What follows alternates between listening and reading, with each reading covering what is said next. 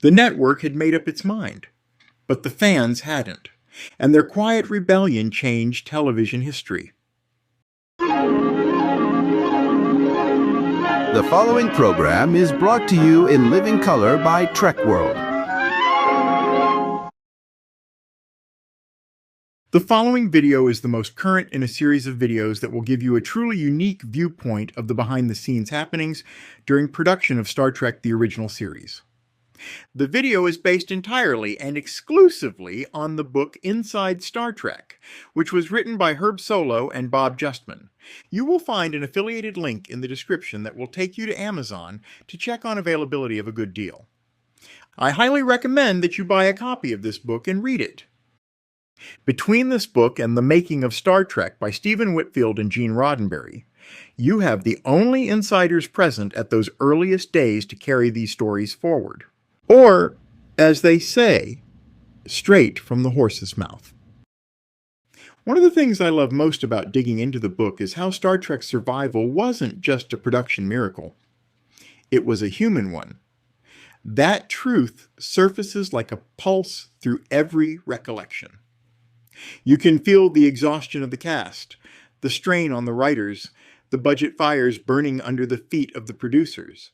But there's a moment, a quiet, almost fragile moment, when everything shifts. The studio was ready to let Star Trek go. NBC had seen the numbers. They didn't like what they saw.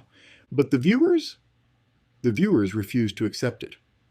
And that's what makes the story so moving. Star Trek wasn't saved by executives, or advertisers, or clever press releases. It was saved by people. Ordinary people who believed in something extraordinary. A show they loved was dying, and they couldn't let it happen.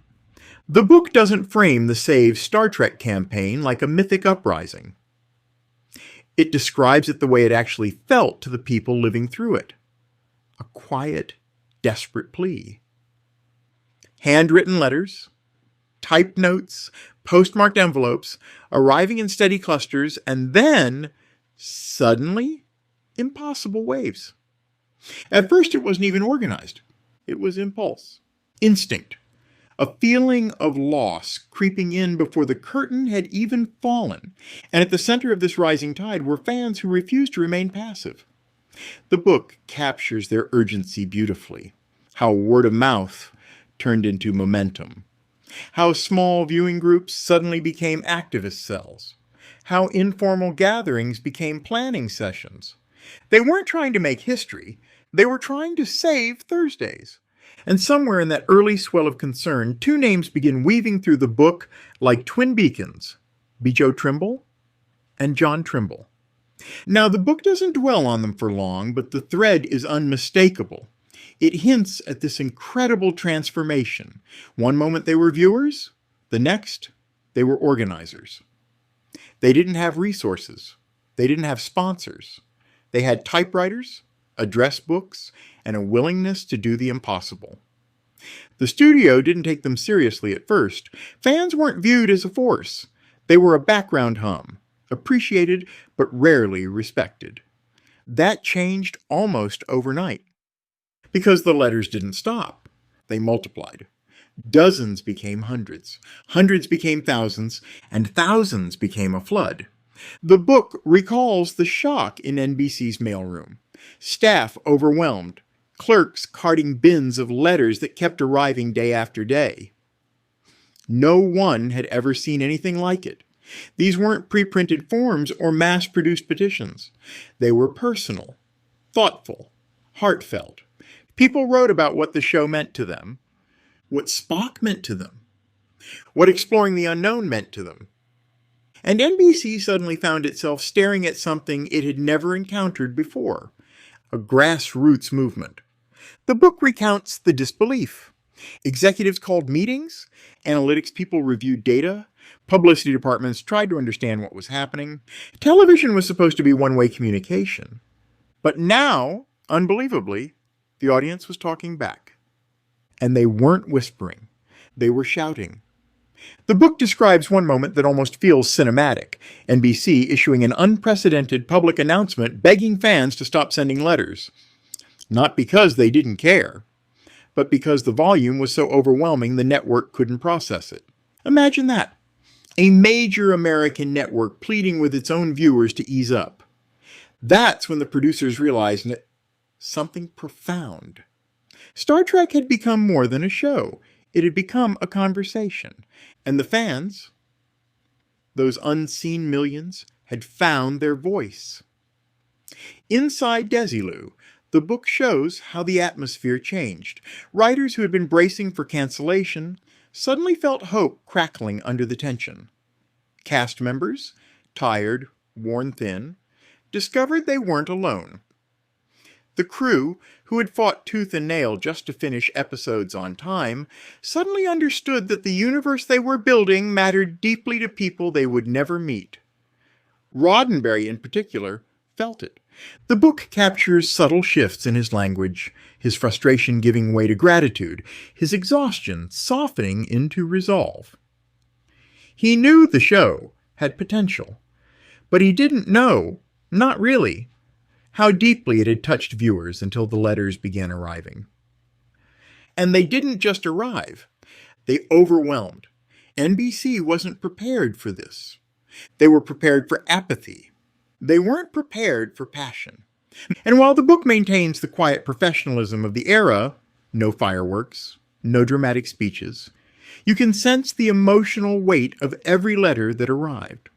There's a moment the book describes where executives placed boxes of fan mail on a conference table and simply stared at them, silent, thinking, realizing they were on the wrong side of history. Because here's the truth the book reveals so elegantly. Star Trek survived not because it was profitable, but because it was loved. And that love, relentless, insistent, organized, forced NBC's hand. But this wasn't just a fan victory. It was a production victory, too. Writers who had been fighting battles with scripts and deadlines now found new fire. Nimoy, whose presence had been so fragile in contract negotiations, suddenly felt the weight of the character's meaning. Shatner saw what the captain symbolized. The production team felt buoyed by a sense that maybe, just maybe, they were building something lasting. Even the tension between the behind-the-scenes personalities softened.